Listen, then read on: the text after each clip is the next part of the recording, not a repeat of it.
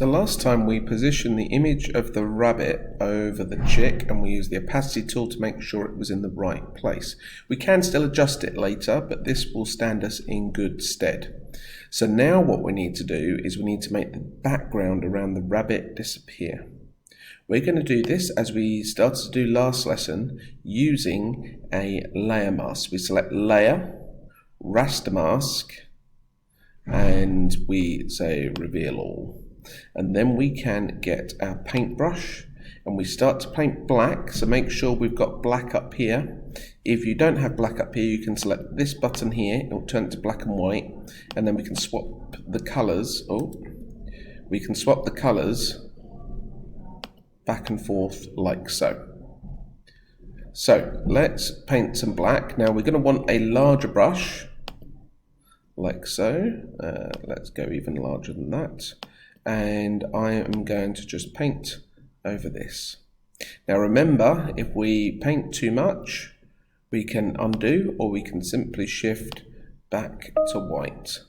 So I'd recommend what you do is you get the rough outline first, Control Z, undo. You take out most of the background like so. There we are. So we can sort of see what we're doing now, and then what we'll want to do is we'll need to zoom in using the zoom tool, and we'll want to reduce our brush size. So let's go back to the brush and make it a much smaller brush, so maybe this size. Now I'm just going to show you the difference between a soft and a hard brush. At the moment I've got a hard brush and you can see it's chipping away a very, very exact edge, and sometimes that's exactly what you want. If I shift it to a softer brush, so I decrease the hardness by about 50%, you can see that instead of this sharp edge you're getting a kind of blurry edge, and that can help us to just ease in here. There we are.